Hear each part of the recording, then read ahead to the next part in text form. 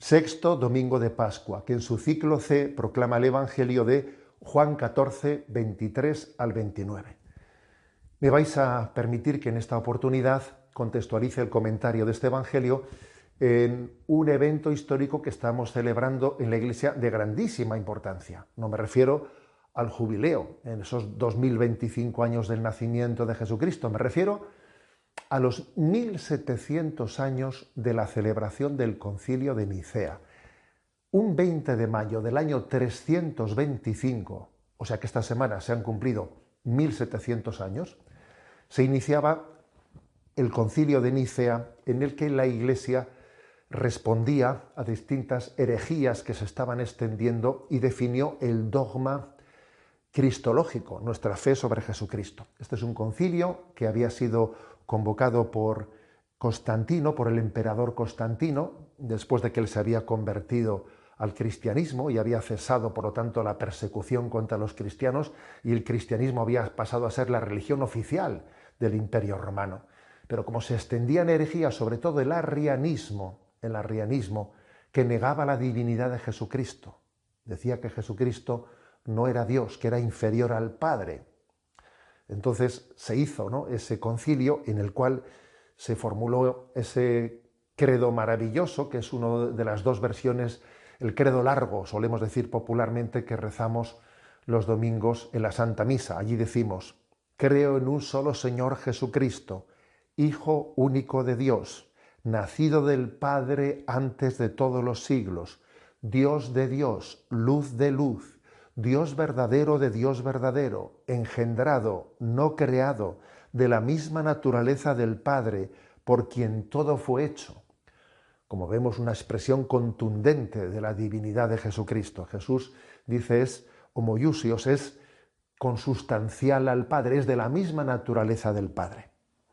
Pues bien, casualmente, el Evangelio que hoy se proclama, Juan 14, 23, 29, pues contiene una expresión que los arrianos, esos que decían que Jesús no era Dios, los arrianos esgrimían, aducían un versículo del Evangelio de hoy para negar la divinidad de Jesucristo. Luego, providencialmente, merece la pena que nos adentremos en esto, para formar nuestra fe.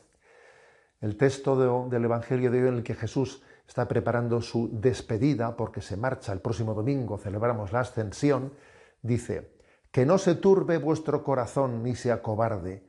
Me habéis oído decir: me voy y vuelvo a vuestro lado. Si me amarais, os alegraríais de que vaya al Padre. Porque el Padre es más que yo. Esta es la expresión que resultó conflictiva allí en aquel concilio de Nicea. El Padre es más que yo. Y claro, los arrianos, que negaban la divinidad de Jesucristo, decían: ¿ves?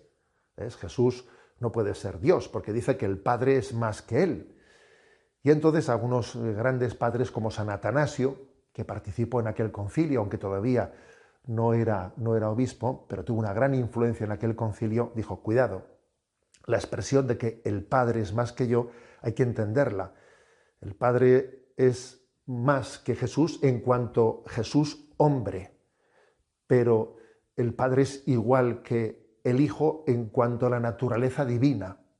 Este argumento también lo repitió San Agustín, entendiendo en el mismo sentido. Dice a San Agustín: Cristo es igual al Padre en cuanto a su divinidad, pero es menor que el Padre en cuanto a su humanidad.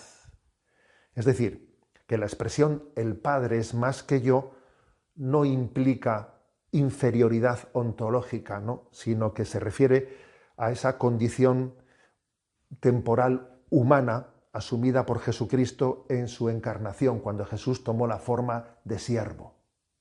Por lo tanto, el concilio de Nicea dijo: no, este texto hay que entenderlo correctamente, y además hay que contextualizarlo en todos otros textos en los que la confesión de la fe de Jesucristo es clarísima, ¿no? Por ejemplo, ¿cuáles son esos textos?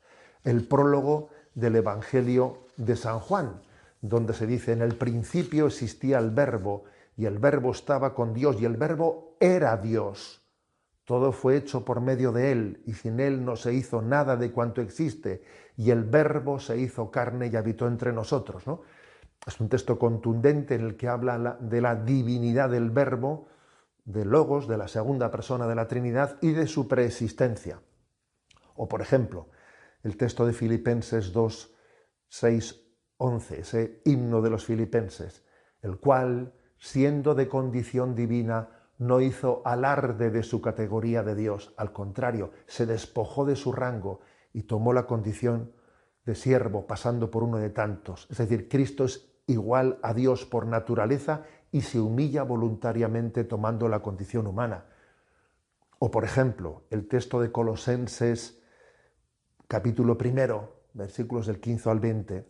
Él es imagen de Dios invisible, primogénito de toda criatura, porque en Él fueron creadas todas las cosas, todo fue creado por Él y para Él. En Él quiso Dios que habitara toda la plenitud. Él es imagen perfecta de Dios. O, por ejemplo, Juan 10:30, donde Jesús dice, yo y el Padre somos uno. Un texto que habla de la unidad esencial de Cristo con el Padre, que por cierto escandalizó a sus oyentes, porque allí dice en el Evangelio que tú siendo hombre, ¿cómo te haces Dios? Por lo tanto, qué importante es este concilio de Nicea. En él se formuló el dogma cristológico. Jesucristo es una persona divina, que tiene lógicamente la naturaleza divina, pero que también asumió la naturaleza humana y es verdadero Dios, además de ser también verdadero hombre. Y así, en este 1700 aniversario del Concilio de Nicea, le pedimos a Dios ser fieles a nuestra confesión de Jesucristo como el Dios hecho hombre, como el Dios encarnado, como nuestro Señor, nuestro Salvador. Y rezaremos, ¿no?, con toda la fe y con toda la gratitud a aquellos padres de la Iglesia que se reunieron hace 1700 años y frente a las herejías confesaron, lo voy a volver a leer, creo en un solo Señor Jesucristo, Hijo único de Dios, nacido del Padre antes de todos los siglos, Dios de Dios, luz de luz, Dios verdadero de Dios verdadero, engendrado, no creado, de la misma naturaleza del Padre, por quien todo fue hecho. La bendición de Dios Todopoderoso, Padre, Hijo y Espíritu Santo, descienda sobre vosotros.